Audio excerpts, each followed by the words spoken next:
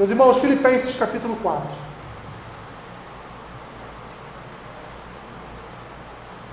Filipenses capítulo 4.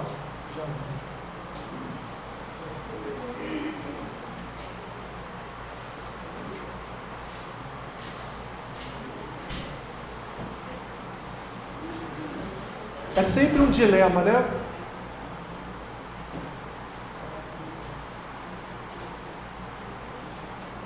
Uma vez um pastor amigo meu, estávamos viajando e ele no carro falou assim para mim: eu descobri uma coisa, esse negócio de que toda semana a gente tem que orar para Deus me dar a palavra, né? Isso não existe, né? Porque, não, eu falei, não, isso não existe de fato, porque a palavra está aqui, você tem que escolher o que você vai pregar. Não é dobrar isso.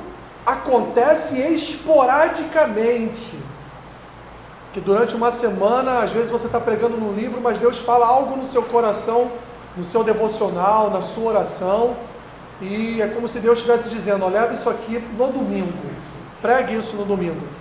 Mas via de regra, meus irmãos, não é assim que funciona. Os pastores têm que, ao longo da semana, para quem não está pregando expositivamente num livro, ele tem que, ao longo da semana, extrair da escritura algo para que ele pregue. Não é jejuar e orar a semana toda, chega sábado, ele coça a cabeça e fala: caramba, o Espírito Santo não me deu nada para ministrar amanhã. Na segunda-feira passada eu já sabia o que eu ia ministrar hoje.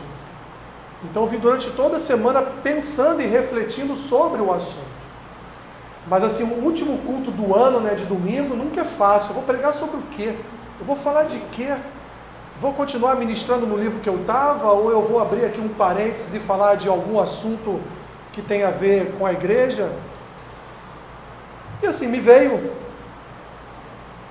ao coração falar sobre contentamento, meus irmãos. Porque assim, em todos os círculos que eu faço parte, o que eu mais tenho visto são pessoas descontentes. Todos os lugares onde eu estou, seja no trabalho, aqui na igreja, seja na rua, seja no condomínio onde eu moro, seja dentro da minha casa, eu vejo, vira e mexe, o descontentamento fluir, o descontentamento surgir. E eu fico me perguntando: temos tantos motivos assim para o descontentamento? Temos tantos motivos assim para reclamar sempre das coisas? Para estar sempre murmurando, para estar sempre querendo algo a mais de quem está do nosso lado, de quem trabalha com a gente, do nosso chefe, né? Do pastor, do seu irmão aí do seu lado. Não sei.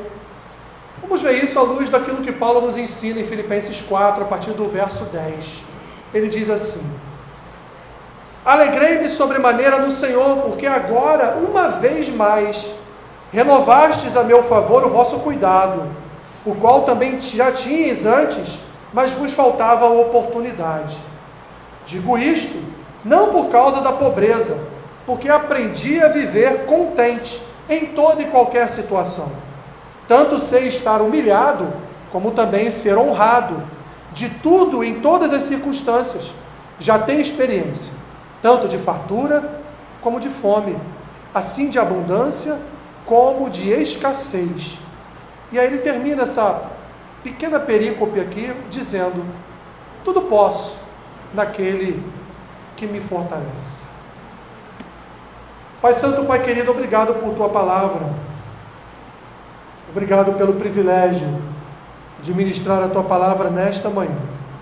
Fale ao coração do teu povo, Senhor, para que não sejamos pegos como o povo no deserto, murmurando, reclamando, e a maioria das vezes sem motivo.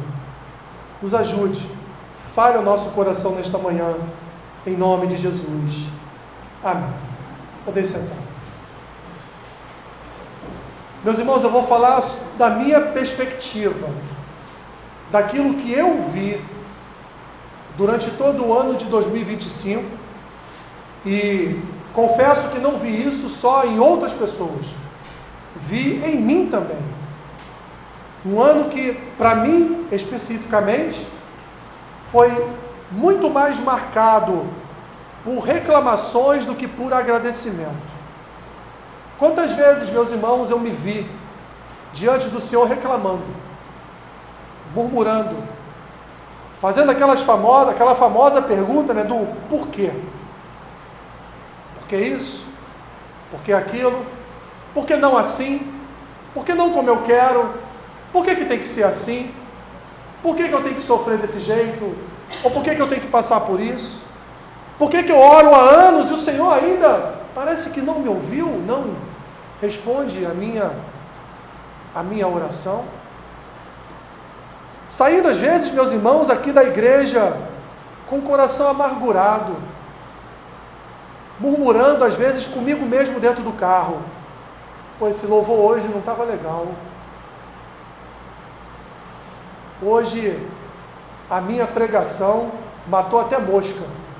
Foi muito ruim. Ou hoje eu esqueci de orar por aquilo que me pediram. Quantas vezes, meus irmãos, eu também tenho, em parte, um coração murmurador. E a palavra contentamento, assim como a palavra piedade, é uma das palavras que foram esquecidas pela igreja.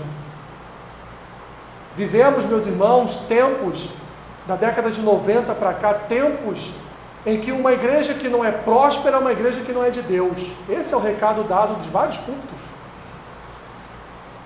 Se você não avança no seu trabalho, se você não sobe na vida, se você passa dificuldades, você está pecando contra o Senhor. Os famosos amigos de Jó: alguma coisa você fez e Deus está te castigando. Deus está enviando juízo para a sua vida porque tem alguma coisa de errada na sua vida. Contentamento, portanto, meus irmãos, é mais uma palavra esquecida no vocabulário cristão. Inclusive o autor aos Hebreus, no capítulo 13, versículo 5, vai dizer assim: contentai-vos com as coisas que tendes. Como é difícil, meus irmãos, nos contentarmos com o que temos. As mulheres acham que comprando uma sandália Havaianas aí está muito em voga nos últimos dias, né? As mulheres acham que comprando uma sandália Havaianas vai ficar com o mesmo corpo daquela atriz que aparece na praia com a sandália. Os homens acham que vão conseguir comprar aquele Porsche. Ele não compra aquele Porsche, mas ele compra um carro bem caro que depois ele não tem como pagar.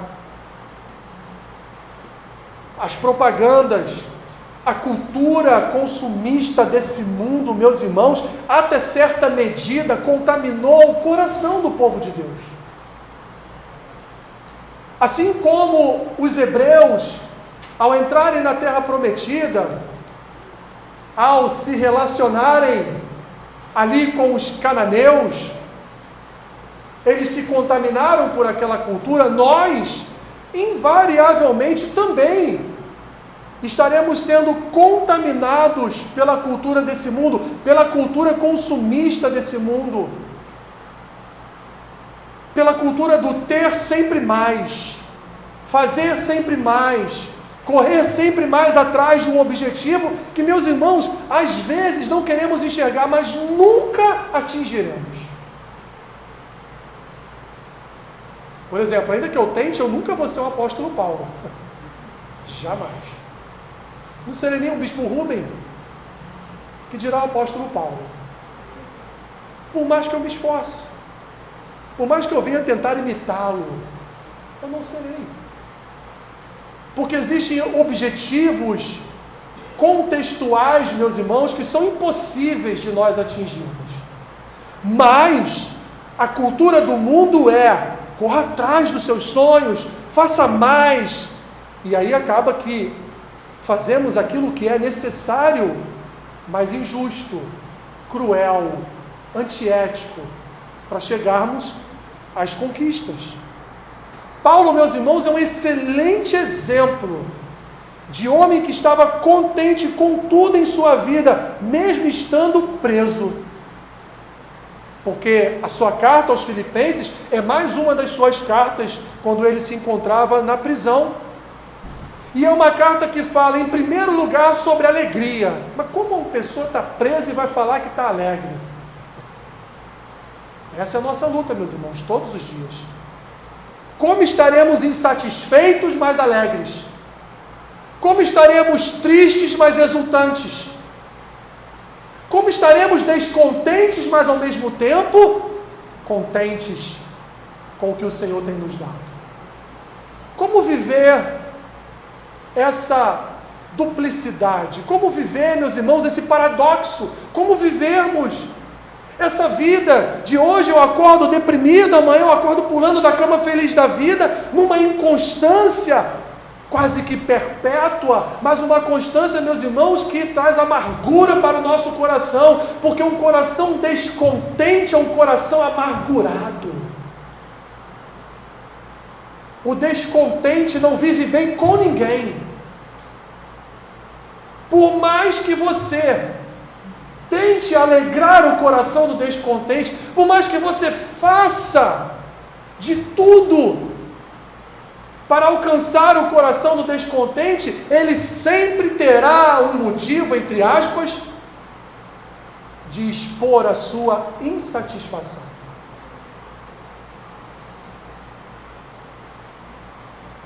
Nossa, isso aqui que foi feito é lindo. Poxa, mas aquela outra parte não estava legal. Conhece alguém assim? Paulo, meus irmãos, estava disposto a servir ao Senhor independente das circunstâncias, sem reclamar, sem murmurar, mesmo com as tempestades deste mundo. Se você olhar para a história de Paulo, você vai ver ele reclamando diante do Senhor uma única vez. Quando ele vai diante de Deus e diz ao Senhor: Senhor, dá para o Senhor tirar esse espinho da minha carne? Estou sendo esbofeteado por Satanás todos os dias. Eu não aguento mais. E Deus fala o que para ele? Pode deixar, Paulo. Eu vou tirar. Não, Paulo. A sua vida comigo já lhe basta. O que eu lhe dou já é para o seu contentamento. Então a minha graça te basta. Porque é na sua fraqueza que o meu poder vai ser aperfeiçoado. É na sua limitação que o meu Espírito vai trabalhar através da sua vida para alcançar vários e várias igrejas. É através do seu sofrimento, é através do seu exemplo, que a minha igreja também no futuro irá sofrer e também será exemplo para outros. E é evidente, meus irmãos, que o descontentamento, ele não surgiu no século 21 e muito menos nos tempos de Paulo. O descontentamento surgiu no coração de Eva, quando a serpente disse para ela: não é bem assim. É porque Deus não quer que você coma do fruto, porque quando você comer do fruto, você será conhecedora do bem e do mal. E aí Eva, descontente por não conhecer o que é bem e mal, eu não sei o que é isso, ela comeu. E diz o texto em Gênesis 3 que ela deu ao seu marido e ele comeu.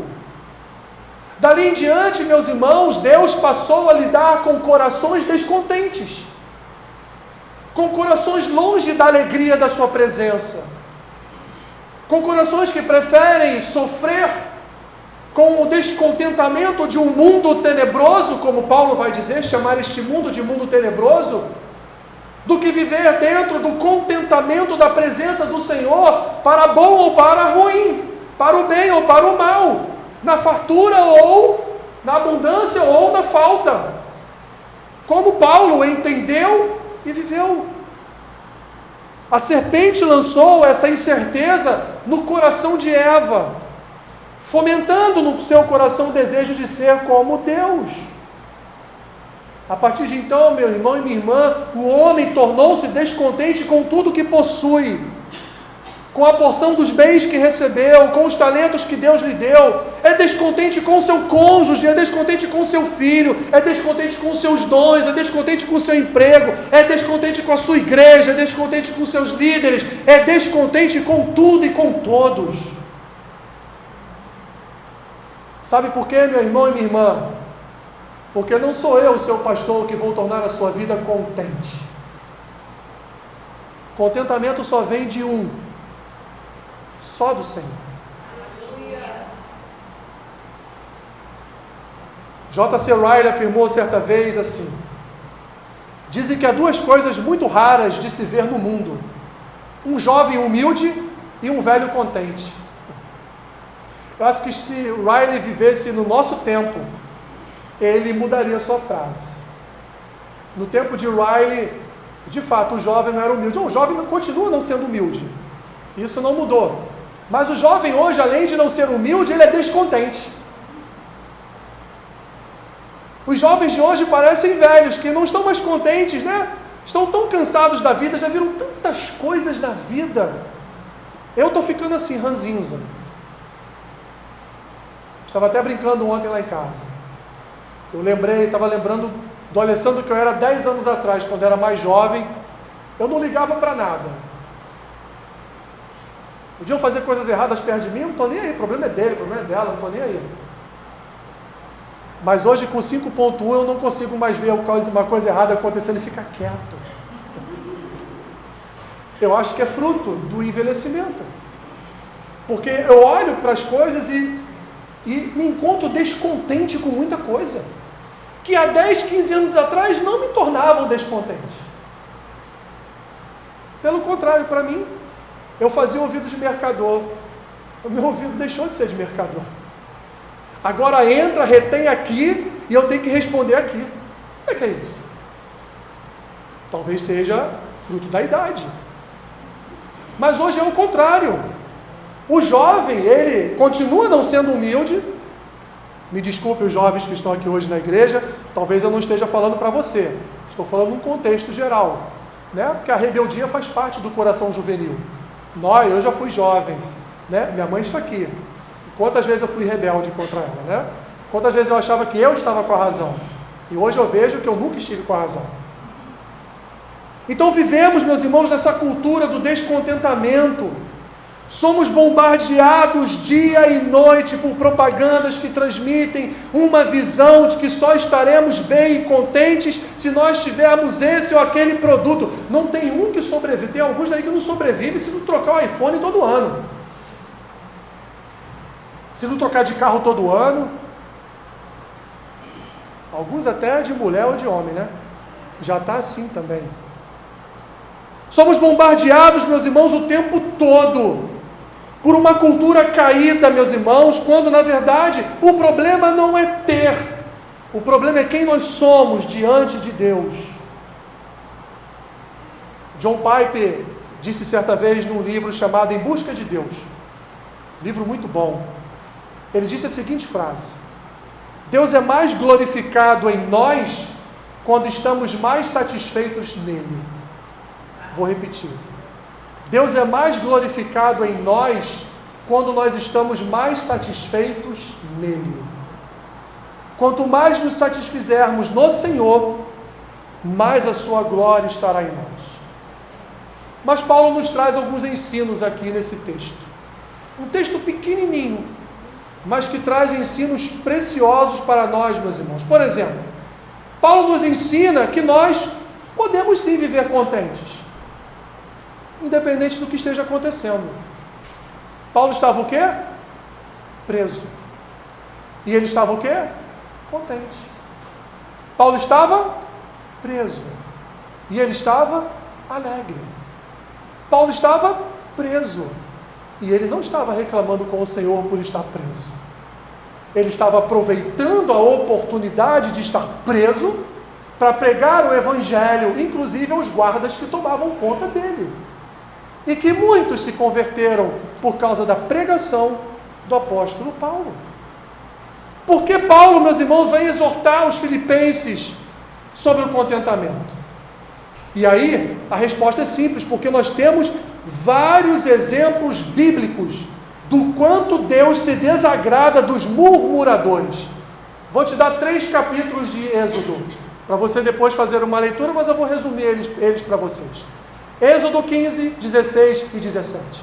Sabe o que fala ali? Êxodo 15, o povo chega até o deserto de Sur. E lá então eles estão diante de um lugar chamado Mara, cujas águas eram amargas. Eles não podiam beber daquela água. E o que o povo faz? O povo viu o mar abrir, o povo viu o fogo descer, o povo viu Deus mandar pragas, o povo viu tudo o que Deus fez. Mas chegou no primeiro grande empecilho da sua viagem pelo deserto, que aquelas águas eram amargas, não poderiam ser consumidas. O povo faz o quê? Vai diante de Moisés e nos trouxe aqui para morrermos de sede.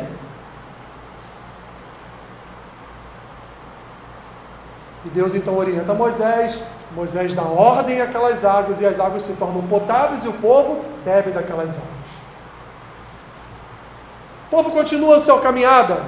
Êxodo 16. Chegam ao deserto chamado Sim. E naquele deserto ali, não tinha mais o que comer, a comida havia acabado. E o povo vai aonde? Moisés, Arão, meu filho está morrendo de fome, a minha mãe já é idosa, precisa comer. E aí Moisés nos trouxe aqui para morrer. Ai, que saudade do Egito! Lá eu tinha de tudo, as iguarias do Egito. Eu era escravo, mas eu comia bem. Eu era açoitado dia e noite, mas eu chegava em casa e tinha comida. E aí então você me trouxe para cá para quê? Para morrer de fome. E aí a paciência de Deus começa a se esgotar. Moisés, eu vou acabar com esse povo. Não, Senhor. Se eu acabar com esse povo, o que eu vou dizer para as outras nações? Que nós servimos a um Deus que destrói o seu próprio povo? Que testemunho é esse? Tá bom, Moisés. Eu vou enviar umas codornizes aí que eles vão trazer o maná. Mas não guarde, vai ter o suficiente para vocês se alimentarem. E comeram, né? A barriga ficou assim, né? Não se aguentavam de tanto que comeram. Ainda no deserto de Sim, não tinha água para beber. Foram de novo a Moisés e Arão, capítulo 17 de Êxodo. E aí? Temos o maná, mas nós vamos entalar com o maná se não tiver água para beber? Como é que vai ser? Vai nos dar água, não vai? E aí Deus então, o famoso texto, em que Deus diz a Moisés, dá ordem à rocha, que ela dará da água, e Moisés vai lá e fere a rocha, e Deus então dá a sentença para o povo, Moisés, você e toda essa geração não entrarão na terra prometida. Por causa de quê? Porque Moisés feriu a rocha? Não, meus irmãos, por causa da murmuração. O povo saiu de uma escravidão de 400 anos. Como eu disse, viram o mar se abrir, viram as pragas enviadas por Deus, mas mesmo assim murmuravam contra Deus. Qual foi o resultado? Deus renovou toda aquela geração. Meus irmãos, o descontentamento é fruto de um coração que não confia plenamente em Deus. É fruto de um coração que desconfia da sua soberania. E o contentamento, ele é uma ordem do Senhor ao seu povo. Vou repetir. O contentamento é uma ordem do Senhor ao seu povo. Então Paulo nos ensina, meus irmãos, que nós podemos viver contentes sim. Como fazemos isso? Busque em Deus ajuda para se afastar ou se libertar desse espírito murmurador. Busque em oração a presença de Deus, para que Deus nos ensine a estarmos contentes em toda e qualquer situação. Paulo, meus irmãos, tinha aos nossos olhos muitos motivos para murmurar, mas ele escolheu a melhor parte: estar em paz com Deus. eu não vou tirar o espinho da tua carne, a minha graça te basta. Tá bom, Senhor, então eu vou sofrer, mas vou sofrer com a tua graça. Paulo vai dizer nos primeiros capítulos da sua carta aos Filipenses, que muito melhor para ele seria já estar com Deus. Não sofreria mais açoites, não teria mais fome, não teria mais sede, não sofreria mais calor, mais frio, naufrágio. Para ele seria muito melhor estar com Deus. Mas, enquanto Deus permite a ele estar vivo, ele continuará a dedicar toda a sua vida em prol do Evangelho. Não importa o que aconteça, ele continuará a promover o Evangelho. Porque Paulo, meus irmãos, aceitou o seu chamado para sofrer em nome de Jesus e provou que nós podemos viver contentes de qualquer forma. Paulo nos ensina também, meus irmãos, que nós podemos viver contentes, mas para vivermos contentes nós precisamos aprender a estar contentes. Ele nos ensina a aprender a estar contentes.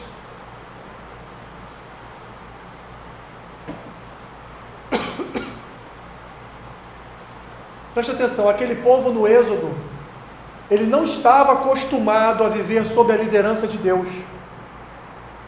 Ele não estava acostumado a viver sob a providência divina.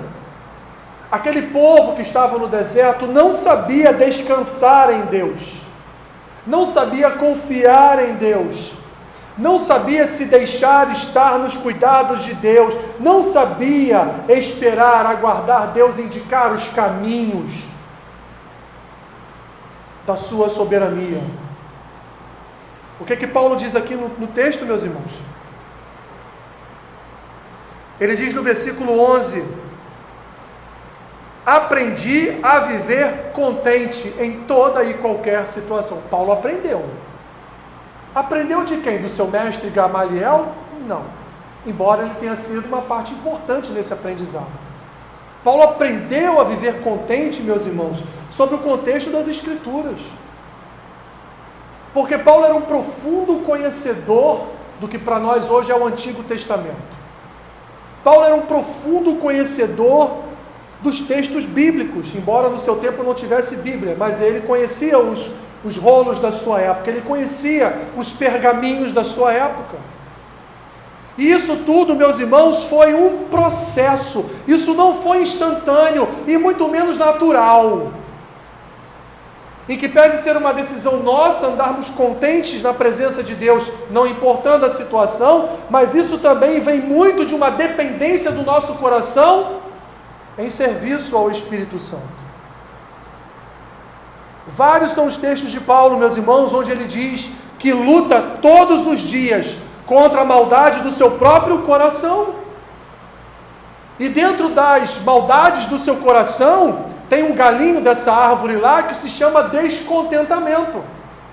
Ele vai dizer aos coríntios, meus irmãos, que ele passou um terror na Ásia, como ele nunca passou em toda a vida dele, que ele teve vontade até mesmo de ceifar a própria vida. Olha, o apóstolo Paulo teve vontade de se matar. Que engraçado. E hoje muitos de nós criticamos esse espírito suicida em algumas pessoas, né? Mas Paulo passou por tribulações na Ásia, que ele teve vontade de tirar a sua própria vida. Tamanho foi o sofrimento pelo qual ele atravessou. Paulo foi invadido por um espírito de amargura, de depressão, de tristeza, por causa da violência e da perseguição que ele passou na Ásia. Tudo isso, meus irmãos, foi para Paulo um processo. Ele enfrentou desafios na sua jornada. Ele enfrentou também uma cultura, meus irmãos, de descontentamento. Não se esqueçam, o descontentamento vem desde Adão e Eva. Ele enfrentou pessoas também que não estavam satisfeitas com o ministério dele. Em algumas igrejas ele tinha até que se apresentar e justificar por que ele estava escrevendo, justificar o seu ministério, justificar o seu chamado, porque alguns não queriam ler as cartas de Paulo, alguns não queriam estar sob a liderança apostólica de Paulo. E ele foi obrigado a justificar, ele foi obrigado a se apresentar, ele foi obrigado a dizer: olha, eu fui chamado por Deus, crendo você ou não. Então Paulo também passou por um processo, meus irmãos. Um processo não é algo instantâneo. Um processo, ele tem fases. Um processo tem dias bons e tem dias ruins. O processo tem dias mais alegres e dias mais tristes. Paulo passou por todos esses processos. E Paulo, então, ele vai dizer aqui: aprendi, diante de todos esses processos que eu já atravessei, que eu já passei, eu aprendi a viver contente em toda e qualquer situação. Então Paulo nos ensina que nós podemos aprender, meus irmãos, a estarmos contentes em toda e qualquer situação. Aprender de quem? Aprender do mundo? Evidente que não, meus irmãos. Aprender do Senhor, aprender da sua palavra, olhando para a sua palavra com amor, com paixão, com cuidado, com diligência, com responsabilidade, porque só a palavra, meus irmãos, e somente a palavra tem o poder de encerrar em nossos corações todo espírito de descontentamento. Paulo, então, tendo sido ensinado por suas lutas, por suas dores, por suas guerras interiores e pela palavra do Senhor, ele escolheu, preferiu subjugar-se à vontade de Deus, ainda que a vontade de Deus fosse terrível para a sua vida. E a vontade de Deus foi ou não foi terrível para a vida de Paulo? Você gostaria de terminar a sua vida decapitado? Acho que não, né? O mundo, meus irmãos, nos ensina que para estarmos contentes, precisamos conquistar bens, fama e reconhecimento. Mas, meus irmãos, as Escrituras nos ensinam que o nosso contentamento não está nas coisas do mundo. O nosso contentamento está no Senhor e na sua salvação. O simples fato de sabermos que viveremos a eternidade na presença do Senhor já seria o maior motivo de alegria e contentamento para os nossos corações. Estarmos satisfeitos com o céu que nos vai ser apresentado no futuro. O que nós precisamos fazer, meus irmãos, é reprogramar as nossas mentes e aprender com as Escrituras que Deus e somente Ele é a nossa fonte de alegria. Uma casa pode trazer alegria para o seu coração, um carro pode trazer alegria para o seu coração, o casamento de um filho, de uma filha pode trazer alegria para o seu coração, o estar aprovado num concurso público, um novo emprego, o nascimento de um filho, tudo isso pode trazer alegria para o seu coração, mas nada disso vai abastecer o seu coração de contentamento. Não vai, porque casa envelhece, você ainda tem que pagar IPTU, porque carro quebra, envelhece também, porque filho dá problema. Não é fácil. Então nada disso vai te trazer o contentamento pleno. Por último, meus irmãos, Paulo também nos ensina a estarmos, já que ele diz que é possível estar contente em toda e qualquer situação. Ele disse que aprendeu a estar contente em toda e qualquer situação. Ele nos ensina então a estarmos contentes em toda e qualquer situação. Ele vai dizer: tanto sei ser humilhado, também sei ser honrado. Tudo, em todas as circunstâncias, já tem experiência, tanto de fartura quanto de fome, de abundância quanto de escassez. Mas nada disso me deixa descontente. Por quê? Porque tudo posso naquele que me fortalece. Porque se eu estou passando fome, mas o Senhor me sustenta, eu estou contente. Se eu estou doente para a morte, mas estou salvo em Cristo Jesus, eu estou contente. Se minha casa desabou e o rio levou, eu estou com vida, porque Deus me deu o dom da vida, eu estou contente porque Ele preservou a minha vida, Ele preservou a vida da minha família. Paulo nos ensina então, meus irmãos, a estarmos contentes em toda e qualquer situação, porque a insatisfação é uma doença da alma. A insatisfação é fruto do orgulho, pois quem está insatisfeito, meu irmão e minha irmã, acha-se no direito de ser satisfeito em alguma situação. E mesmo quando as coisas vão bem, parece que falta algo. O coração do ingrato nunca está satisfeito, nunca está contente, sempre está faltando algo, sempre está incompleto, sempre está precisando de alguma coisa a mais. Ingratidão, insatisfação, descontentamento são pecados, meus irmãos, que nos levam a murmurar. São pecados que não nos levam a reconhecer a graça de Deus, o seu amor, a sua misericórdia, as suas dádivas, o seu cuidado. Não existe uma classificação de situações que podemos estar contentes e outras podemos estar descontentes. Paulo nos ensina, meus irmãos, a estarmos contentes em toda e qualquer situação. Ele não classifica qual você pode estar contente e qual você pode estar descontente. Ele nos ensina, meus irmãos, que nós podemos sim viver todas as coisas, passar por todas as aflições desta vida, porque Ele sabe que é o Senhor quem nos fortalece. E esse deve ser o nosso pensamento. Pois o que, meus irmãos, seria acrescentado em nossas vidas nesse mundo? Estar contente é um exercício da fé. E esse exercício sempre vem quando nós enfrentamos dificuldades. Estou lembrando aqui daquele corinho, né? Do dando glória a Deus, né? Vai passando pela prova e dando glória a Deus.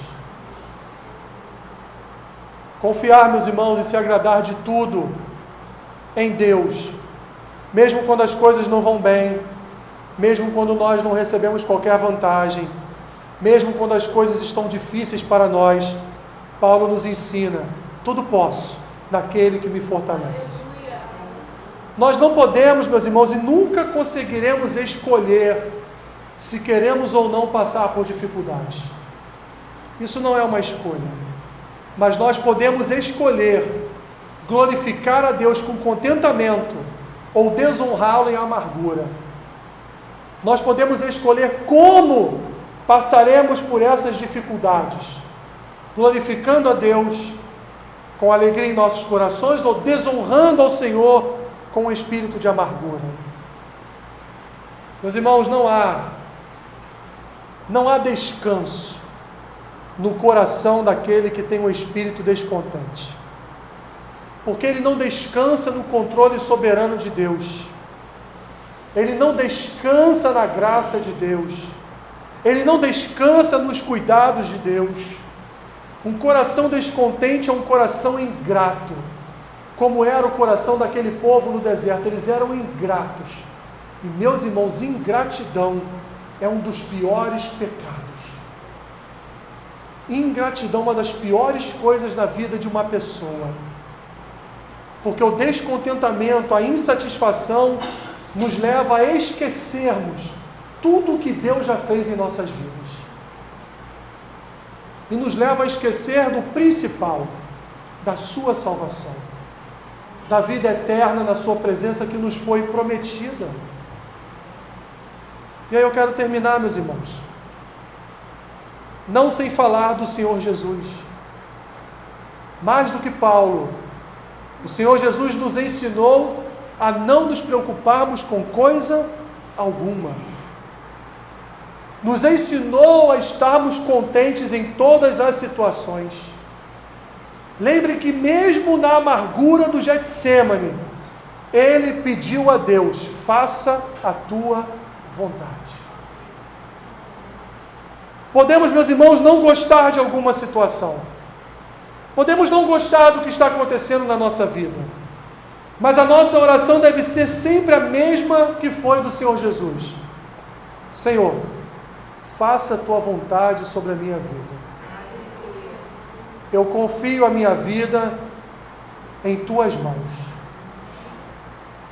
E eu concluo, meus irmãos, com 3 ensinamentos que Paulo nos dá. Primeiro, um espírito descontente, ele proclama a si mesmo e não a Cristo. Lembre-se disso. Um cristão descontente, ele não proclama Cristo, ele proclama a si mesmo. Segundo lugar, a murmuração nos torna semelhantes ao mundo e não diferentes dele. Jesus nos convida a sermos luz e sal. Jesus nos convida a fazermos a diferença. Jesus nos convida a sermos completamente diferentes do mundo. E através da sua palavra Ele nos ensina que nós não temos semelhança com este mundo que jaz no maligno. Nós somos diferentes, mas aqueles que murmuram tornam-se semelhantes aos do mundo. Aqueles que reclamam o tempo todo tornam-se como mundanos diante e na presença de Deus. E o pior, é um péssimo testemunho para quem não é cristão. Péssimo. Que? Não pede oração àquele irmão não, porque primeiro ele vai te dar um sermão, depois ele vai orar por você, primeiro ele vai reclamar de você, vai te esculhambar, vai dizer que é por isso que você está sofrendo por aquilo. Cara, não pede não, cara. Pede, porque ele reclama até da sombra, pede nada a ele. Ele reclama do salário, ele reclama do chefe, ele reclama da comida que é servida, ele reclama do homem ou da mulher que trabalha com ele, reclama de tudo. Então tu vai pedir oração a esse crente aí, tá maluco. Não pede não. Por outro lado, eu pessoalmente já ouvi de pessoas: nossa, como você passou por isso tudo calado? Como é que você suportou isso quieto? Não falou nada. E aí eu posso repetir aqui o que Paulo disse: tudo posso naquele que me fortalece. Eu digo para todo mundo no meu trabalho: homens são só homens. Não importa se ele está no poder, ele é só um homem. E se ele não for fiel ao Senhor, ele vai sair dali. Se ele fizer o mal, então, pior ainda. Pior ainda. Por último, meus irmãos, contentamento é a atitude de um coração cheio da graça de Deus, desprendido do mundanismo e que ama e confia no seu Senhor plenamente.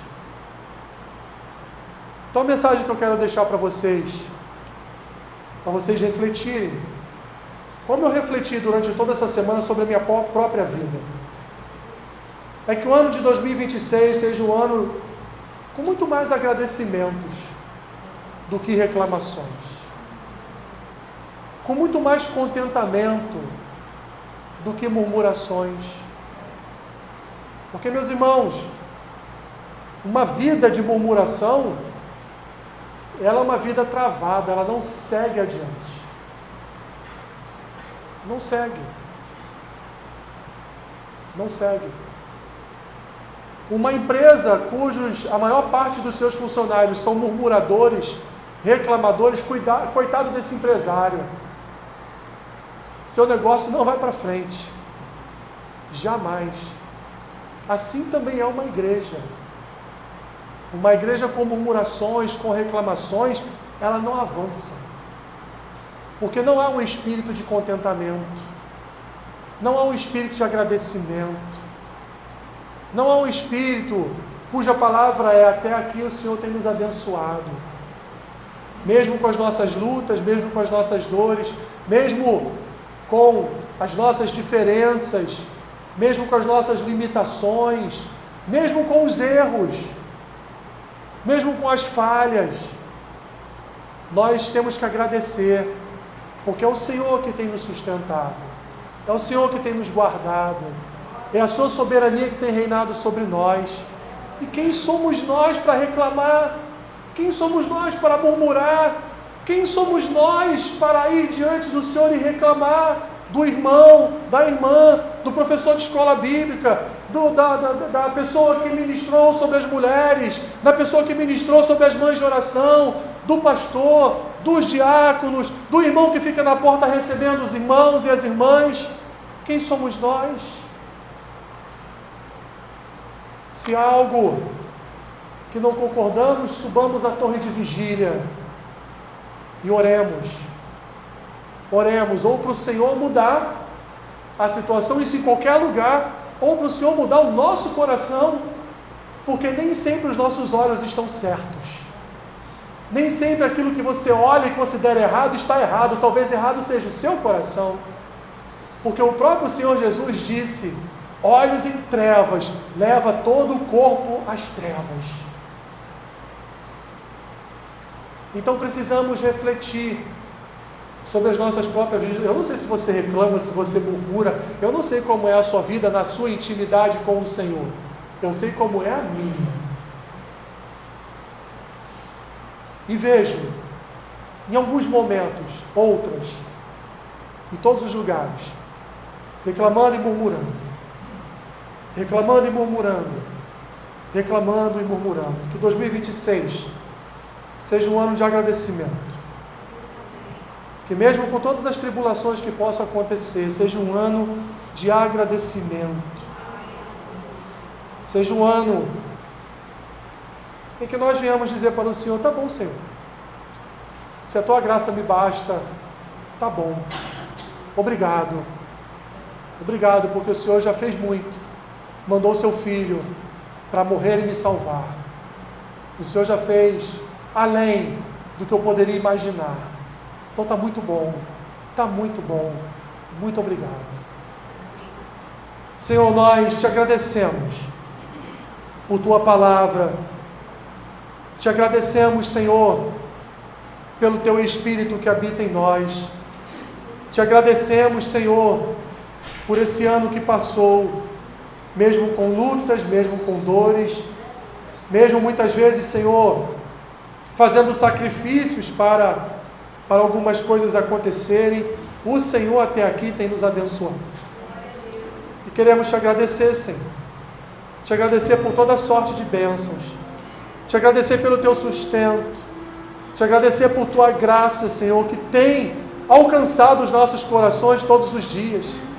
Obrigado, Senhor, e nos perdoe por nossas reclamações, por nossas murmurações. Tantas pessoas nesse momento, Senhor, que gostariam de estar no nosso lugar, mas não pode porque estão no leito da morte. Não podem, Senhor, às vezes até mesmo mover o seu piscar de olhos, porque estão enfermos. Tantas, Senhor, tantas gostariam de estar conosco, tantas gostariam de fazer o que fazemos, mas estão impossibilitadas. Ah, Senhor, tu tem nos abençoado, o Senhor tem nos guardado, o Senhor tem nos dado graça, Senhor, em nossas lutas, em nossas tribulações. O Senhor tem nos ajudado durante todo esse ano, Senhor. Ah, Pai, alguns de nós talvez tenham até mesmo se desesperado, tenham até mesmo, Senhor, permitido que a amargura entrasse em seus corações. Mas, Senhor, que nós possamos entrar neste novo ano que se aproxima, libertos de toda e qualquer raiz de amargura, de reclamação, de descontentamento, de insatisfação, porque tudo isso é fruto de orgulho, Pai, em nosso coração. Ajuda-nos, ó Deus. Ensina-nos, Senhor. Faça-nos, Senhor, vitoriosos dentro desse processo, Pai, que enfrentamos todos os dias. Que os nossos corações estejam limpos na Tua presença. Que os nossos corações estejam purificados e santificados na Tua presença. Lava-nos, Senhor.